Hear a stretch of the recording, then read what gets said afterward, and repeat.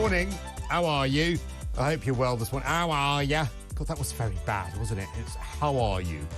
Hope you're well and happy this morning. It's TalkTV. Whether you found us on Sky, Freeview, Virgin, Freesat, or indeed DAB, you're very, very welcome indeed. Here with you till 7 o'clock, and lots that we've got over the course of the next hour. We'll talk about whether we need to bring back Margaret Thatcher's poll tax. We're going to talk about how you would punish people who climb all over war memorials.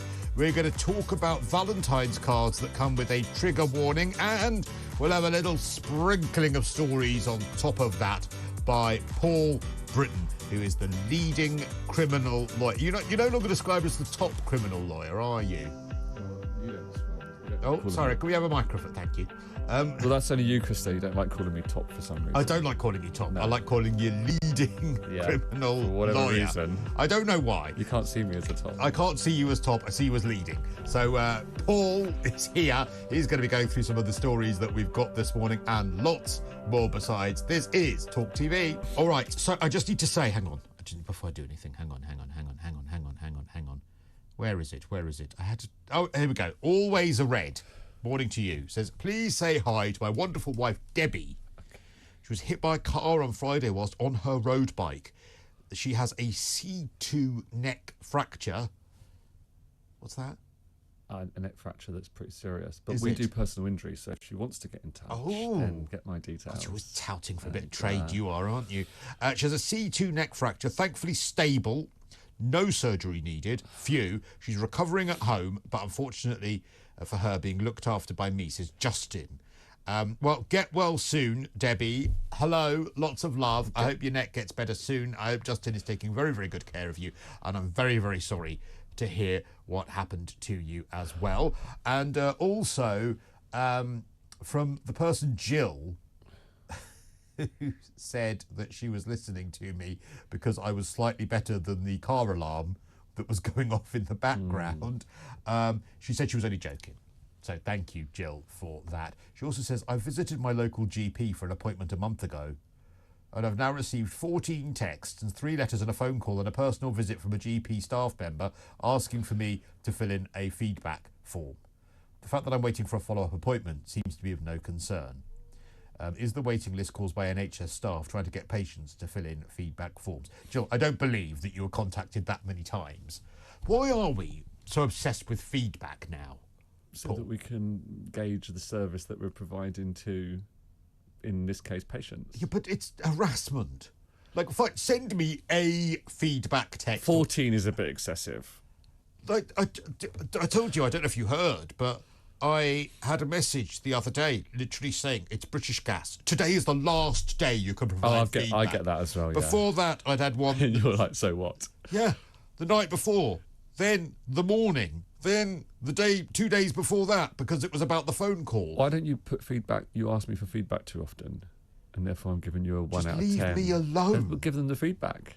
But then they might want to have feedback on that feedback. I have the same row with my bank, like phoning me for every transaction to make sure I've authorised it, and it's like I just. But do you know what? I think that becomes counterproductive and almost self-fulfilling, because I hear from my bank so often now that scammers could get in touch with me, and I will just presume it's my bank.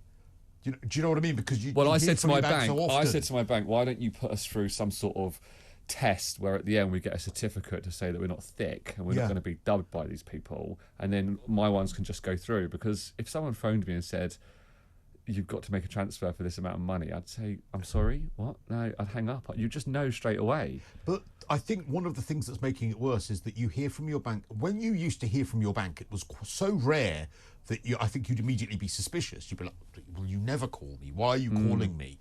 But now you hear from them so often that you just presume that one of the next calls or emails, and you're right, you have to be really sceptical, but I think they are themselves making the problem worse. A steady annoyance and decline. I mean, there was a time where you could just put my cash in, you could take cash out, no one would ask you any questions. Now, you go and ask to take cash out, they say, what's it for? Yeah. Has anyone asked you to take this cash out? But even more bizarre, banks love money, okay, but the most bizarre thing that I find is if I want to put cash in, they say to me, where did you get this cash from? It's like, why do you care? It's nothing to do with I'm putting it into my bank. I think some of that... Don't you want my money? I think some of it, they're hamstrung though by laws about laundering. Yeah, now. well, that's it. And you're right. It's absolutely But nothing. the law is they've got to reasonably satisfy themselves as to the source of funds. Yeah. Well, I had it under my bed. I sold a car. I sold a fridge. It's actually nothing. And they wanted to pay cash. And also, they say. I remember once I had loads of trouble getting some money out because I was paying someone. Obviously. How much did you want? I can't remember how much it was. Oh, come on, Chris. But they said because it was when my ATM limit was quite low, and so I went in to get some more out. Or something. Yeah, no, I think it was less than that. Yeah. The ATM limit was, and I can't remember how much it was, but I remember they said, "Well, look, has someone asked you to withdraw this?" And I said, "Well, yes." Yeah, I mean, yeah, why? Of course they have. Oh, well, well, now we're going to have to put you through extra security. I was like, well, of course someone's asked me to withdraw it because they need to be paid. And what if your answer had been no? Then they'd be like, so why do you want it? Yeah, exactly. So because I just like to have some cash on me. So nothing to. Whatever you've seen, we argued about this last time, didn't we? About we did. The carbon footprint your app thing that you found annoying, and I took the opposite point of view just so we could have a good debate about it. No, but did you agree with me then, deep down? Because I don't want you to just It's important for debate that we have two sides to every story, but do I think... I'm not bothered about my bank. Do you think your bank should tell you whether you've got a high carbon footprint? I think the bank should give us the option to turn it off.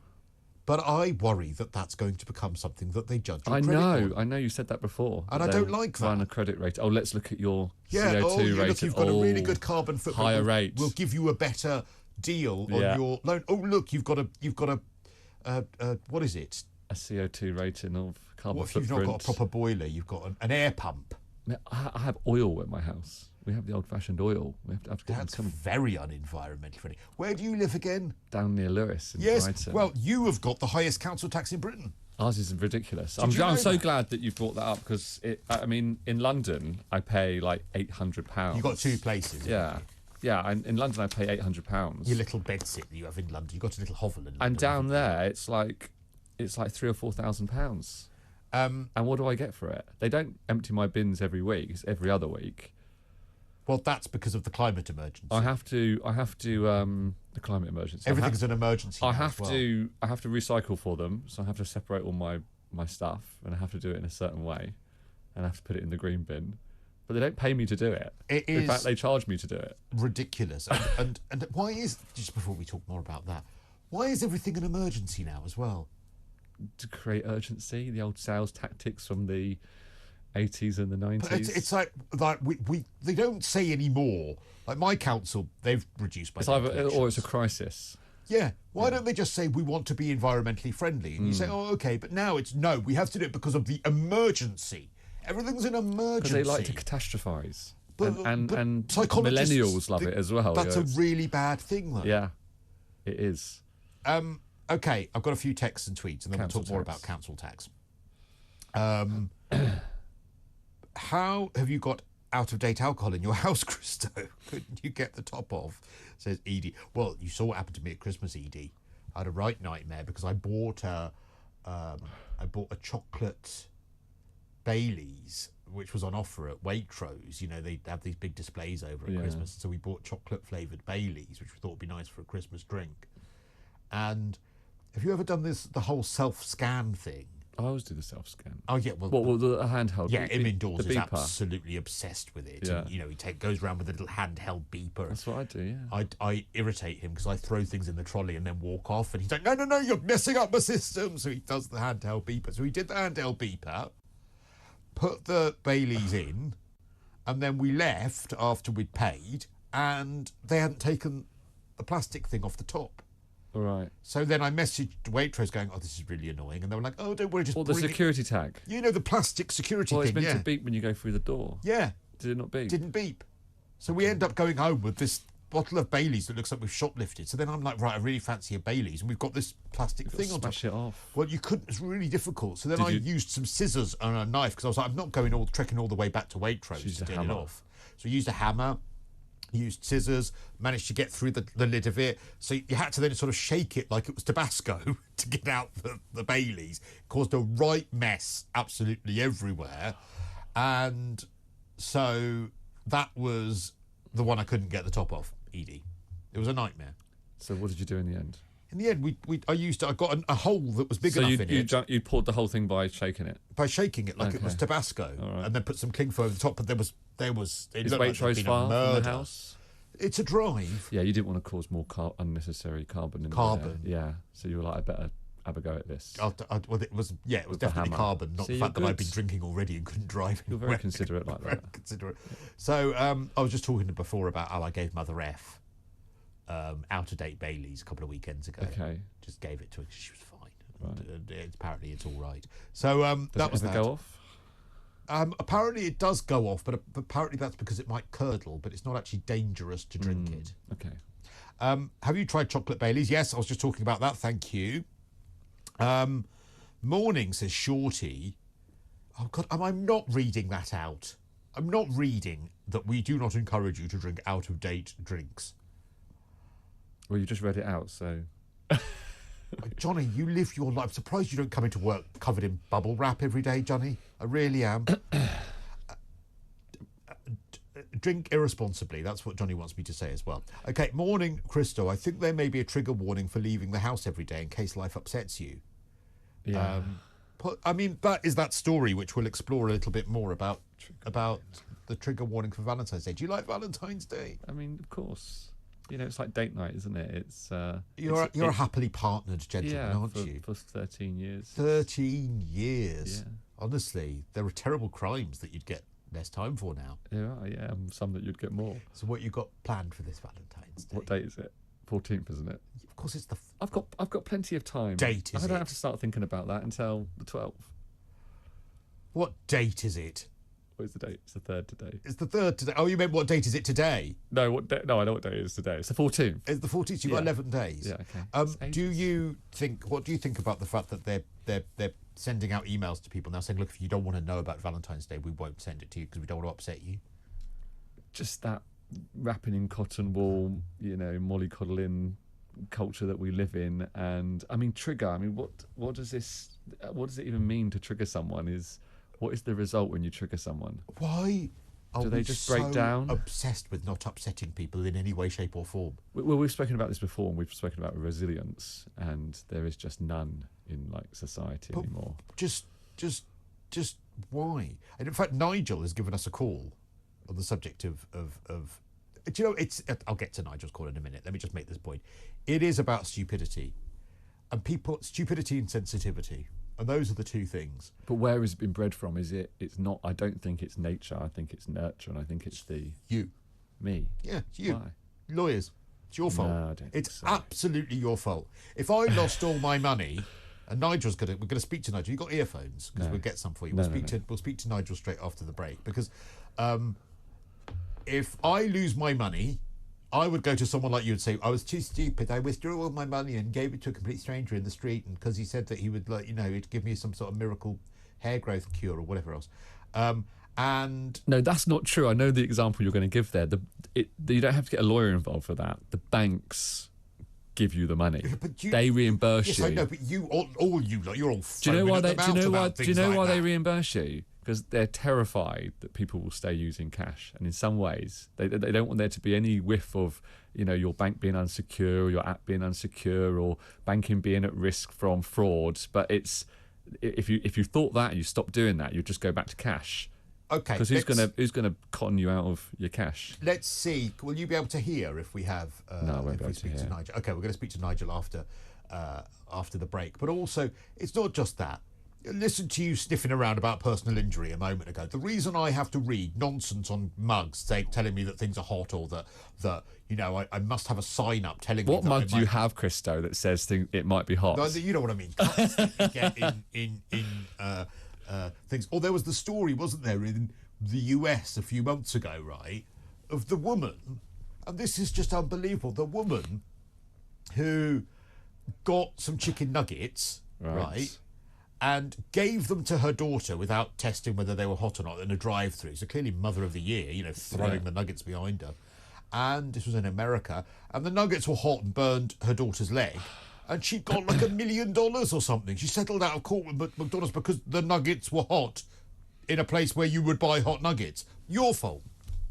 It's your fault. You'd have been all over that. Well, look, in the case where we've had the viewer write in this morning and say that they're on a bike and they got hit by a car. I mean, look, she's suffering. She needs to be compensated for that. That's what insurance is for. But you know what? She has got a personal injury. She's out of work. Well, I don't want to comment on that. But that is why there's insurance in place, so that you can compensate people when they are at a loss. But you know what? The worst phrase one of the worst phrases that we have now, and again, this is your fault, victim blaming.